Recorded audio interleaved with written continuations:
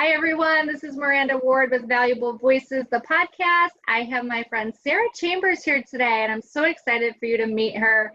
We met through this Joyful Mama community, and she's a mentor on there, and just a ton of parenting advice. I love how just real and vulnerable she is, just in sharing her experiences daily. And she's got an awesome business or few going. So I'd love to just hear your story, Sara. So thanks for being here. Yeah, thanks for having me. And Sara's in Dallas, Texas, so that's exciting. I'm in Chicago, but I love this platform that we can just, again, my heart is really to share women that have been valuable and powerful in my life. And I've learned a ton from Sara in just the short time I've known her. So I know she's had a parenting course and all of that, but I'd love to hear, Sara, kind of, what got your heart, obviously being a mom, but did you always want to be a mom? Like, what got you excited about parenting and just this mission of helping other moms as well? Yeah, well, I grew up in Michigan, so I used to say Chicago like you do. And I've lived in Dallas for about almost 10 years now, or Dallas area.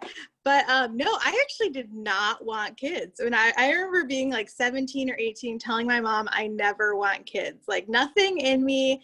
I'm not like super sentimental in that mushy-gushy way. And even when I was pregnant with my son, like I remember not feeling like any emotion. Like I'm just not that type of person. Like I would look down at my pregnant belly and be like, I know I'm gonna love him when he comes out. Like, but I didn't have like all this, like, I don't know. Like, and it's interesting. I just saw another mom post about that. She was becoming a doula or something because she wanted to help other moms that kind of had that same thing, like, hey, that's normal if you don't all feel that. So I didn't want kids. I wasn't like super just like, oh, all I want to do is be a mom and hold babies. Like I really didn't have that in me. But what's funny is that I started babysitting when I was about 12, and I continued babysitting. That was always like a pretty easy way for me to make income all through college. I was really good at it. I would always have parents being like, how did you get my kid to go to sleep? And I'm like, I don't know. I just did, like, to me, it was just normal and like natural. Whatever I was doing, they were astounded at. And I couldn't really figure out why, especially because my mom is very similar to me. So just the way I was parented reflected a lot in the way I was babysitting these kids. And I started nannying. So I did more like where I was living with families and nannying for them, and it was just something that just came really naturally for me and wasn't that big of a deal. And that was always my go-to. Like I lived overseas and I came back to the US and like, what am I gonna do for a job? Well, I'm gonna do babysitting. You're ethically gifted. Yeah, babysitting. So it was always my go-to. And doing ministry on the side, trying to pay, to live, because usually when you're in ministry, you don't make a ton of money. So when I got married and we decided, well, it was one of those things where like, obviously I want children. Like that's now I'm at the point where I'm like, I do want kids. Sure. But it still wasn't this like, I can't wait to have children. I just never had that. It was more like that for my husband. Like I couldn't wait to get married. And then it was more like, kids of course come. And then I was like, well, of course I want another one because I want, like in my head, I'm like, I want him to have a playmate. So it was all very practical, very like logistical at times. But as soon as my son came and after I bonded with him for, it took me like a day, even after he was born, to really be like, I love this kid. I remember looking at him in his little cradle thing at the hospital and being like, he's so cute. Like, I still didn't feel that. Like, I love him with every fiber of my being. I'm going to die for this kid. So if you're like me, it's normal. I love that. Yeah. That gives some moms permission to not feel that guilt, right? Absolutely.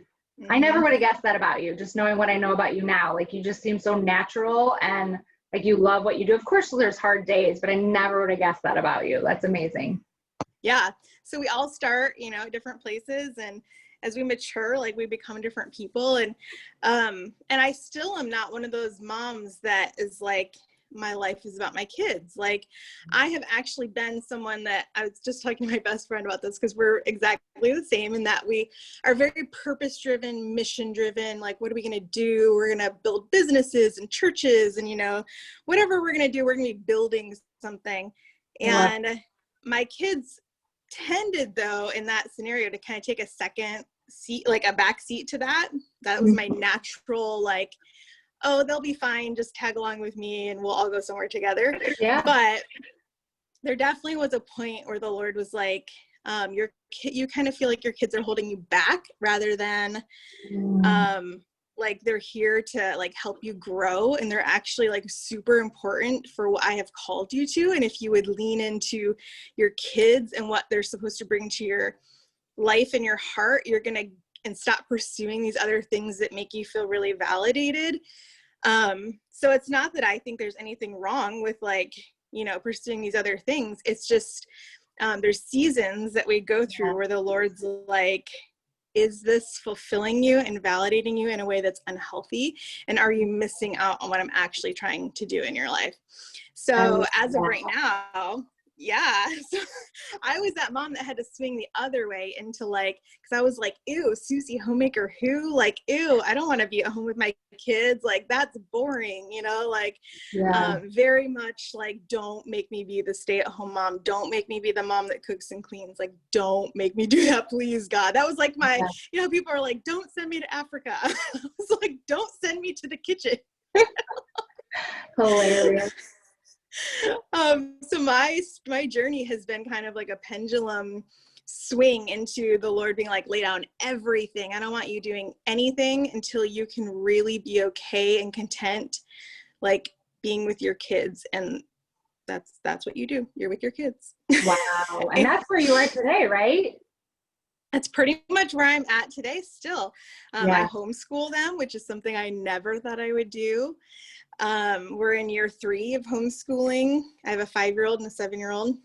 I homeschool them, and I mentor moms, which, you know, I think wouldn't have come about if I hadn't really leaned into what my story, if I hadn't leaned into what the Lord was putting in front of me to really grow from my kids and become the person that I am today.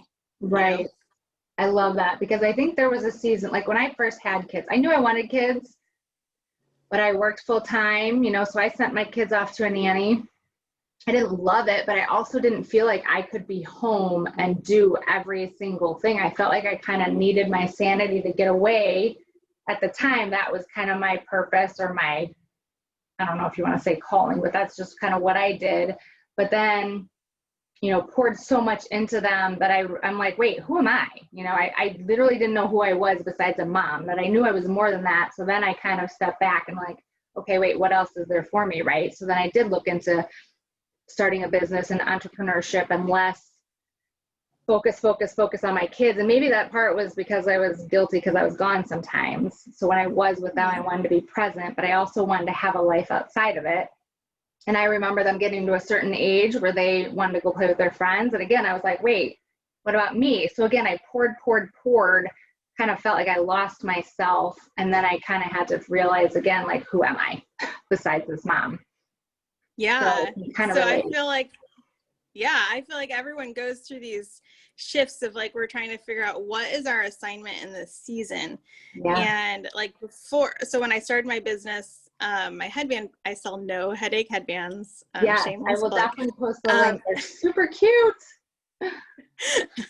So I started making those randomly. Like, I'm not a crafty person at all. People are like, let's make candles at a party. I'm like, oh, you know, like, but I'm not a crafty person. And when I had my daughter, they didn't have the colors of headbands that I wanted. And so I just started making headbands for her. And then I had a friend that owned a boutique, and she was like, hey, if you made more of them, like, I would sell them. And I was like, really? I love it. And a business was born, like, just like that. And then I started selling it on Etsy, and for a while I had a standalone website also, but they're still on Etsy. But when I had my daughter, I started a business when she was 4 months old. Wow. And I really felt like that was the Lord. Like, I did not pursue that. I didn't even have any intention of doing that. And for a while, like, that was like what I was supposed to be doing. And then when it was time to let that go, like, I fought, because at that point, the Lord, I felt like it was like, oh, I have started finding my identity in that I'm not just a mom. Like, for a while I was content being at home with my kids. Then I started this business. Then I became like, don't take this business from me, because who am I without it? Yeah. And so when I did let go of the business, I was already mentoring moms at the time. I had a parenting course, all this stuff. And I was actually listening to Chip and Joanna Gaines's book, and they were talking about when they let go of their show, Fixer Upper, and which is just mind boggling that they let go of that. And they were just talking about like why they did it. And I had this sense that like they valued family more than I did, and that I was saying I valued family. I was saying with my words, I valued children, I valued family, I valued connection with my kids, relationship over everything else, but that there was pieces of me that had not experienced what I was speaking yet. And when I did lay down that business, it was like a shift in assignment, where it was like, okay, now your assignment for this season is to be okay with feeling bored at home, with feeling like, is this all there is? With feeling like, surely I'm wasting my life because nothing's really happening. With feeling that like I'm not really getting affirmation in what I'm doing because my kids do not applaud me. Feeling all this lack, and feeling just really kind of like, oh my gosh, like, is this it? Leaning into that space of motherhood where you're like, is this it? Where you have to come face to face with kind of the pain of not really valuing motherhood at its fullest, because I have this like sense of, if I did value it at its fullest, I wouldn't be feeling, is this all there is? Like, I would be feeling purpose in it. I would have a long-term vision of what I'm doing and cultivating with my kids.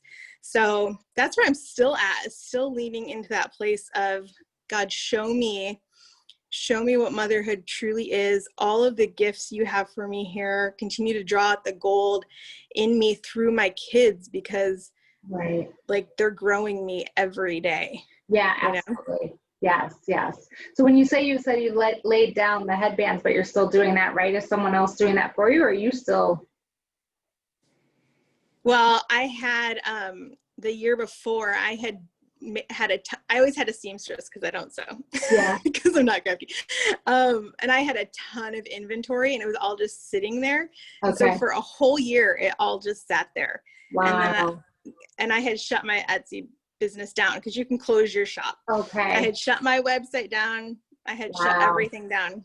And then I really felt like it was okay to open the shop back up on Etsy. But I'm currently not like, this is like the most marketing I've done.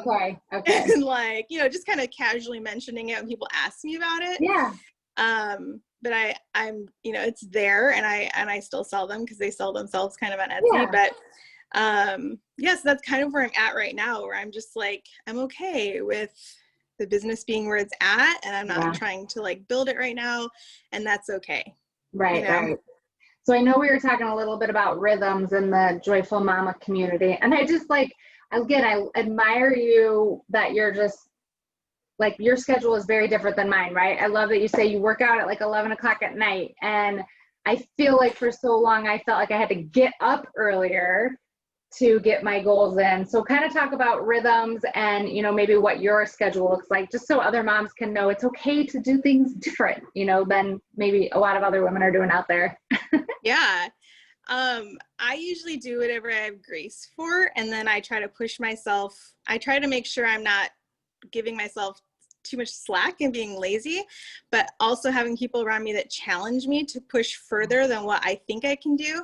So rhythms for me, so like scheduling, planning, all of that, I've always felt so much tension between like, I don't want to be controlling of like where I have the schedule and everything has to happen at this time. And then I also don't want to be just like lazy and like, oh, things don't get done because I didn't think it through, or I'm living more reactive instead of proactive and planning things out.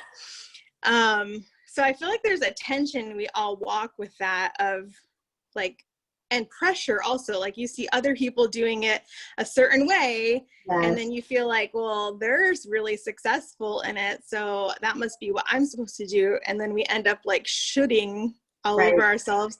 And usually, like if I ever hear someone say the word, I should do that, like if you hear yourself saying it, you need to question, like, should I? Yeah, for sure.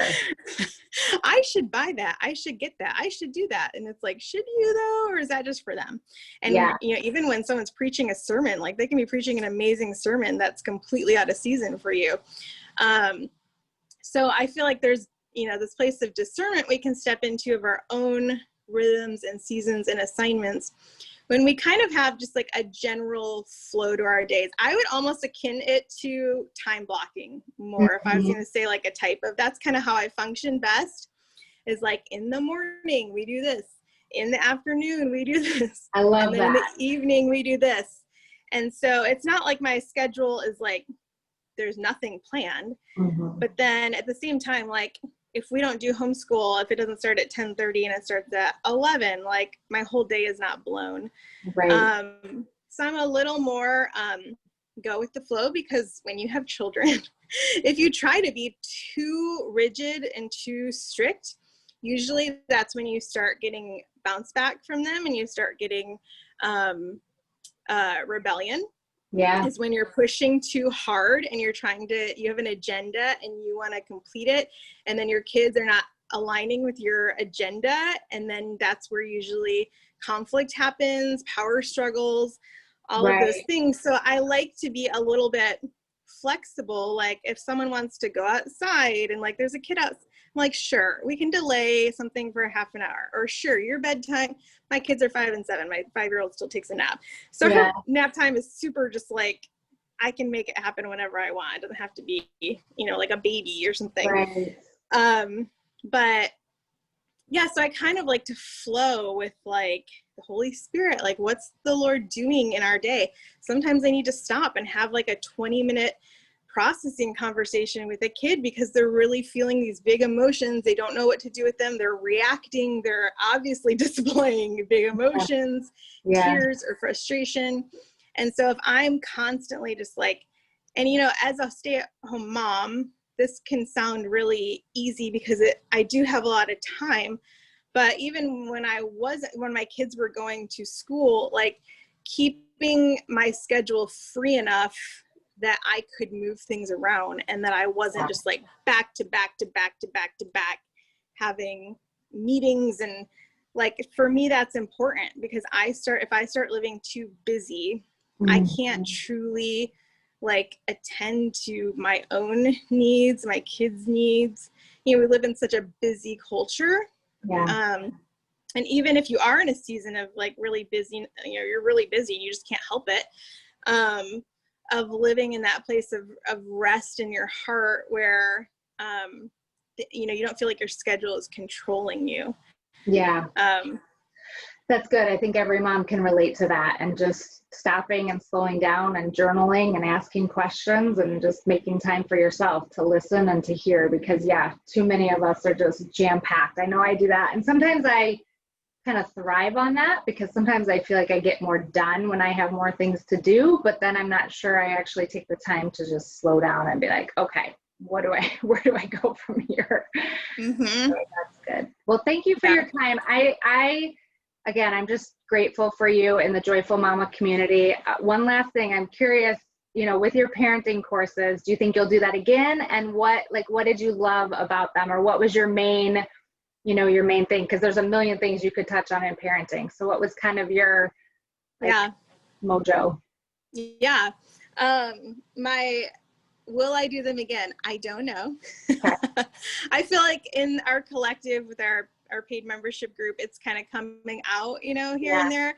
I would say the big thrust of my parenting course was if you feel frustrated and overwhelmed and out of control, kind of, that here's some tools to get you moving forward and unstuck from that, but also like that it always comes back to our hearts as the parent. And that's where our starting place is almost always, before we're trying to fix our kids' behavior, because we're the leader. So whatever is coming out of us is affecting the atmosphere and is affecting the relationship with our kids. And that's what it is. It's a relationship. It's not just they're the kid and you're the parent. This is a really important relationship that you have in your life and that they have in their life. And so learning to steward that relationship with someone that's little and doesn't understand is like leadership 101 that no one really, I feel like most people don't equate parenting to learning to lead well, like becoming a really good leader. And so the frustrations really come back to us and our ability to have self-control over our emotions. Like, what's the Lord trying to teach us in this season? What are the things he wants to heal in us so that we can become more whole people and give that to our kids? So that was kind of like the thrust behind it. I love it. Well, again, I thank you. I hope you guys open up that Joyful Mama community to more, because I keep thinking of people that I think would totally benefit from it. So keep that in mind when you talk to the ladies. We will. You should message them all. I'm going to. I will, because I've been thinking about it, especially today, just in a couple other mom conversations I had. So it's been a joy to get to know you and just to learn from you. And I'll post your headbands. And again, just thank you for jumping on. I love your perspective, and I love that it just starts in the heart. It's so true. So thank you, Sara. Thanks for having me. Yeah, we'll chat soon. Have a great day. You too. Bye-bye. And if you guys know anybody else, that's added value in your life that should be on here, that's really my heart, is just, I love just open, honest conversations like this. We're all learning, especially as, working moms and homeschoolers. There's just so many people out there. So thank you so much. Take care.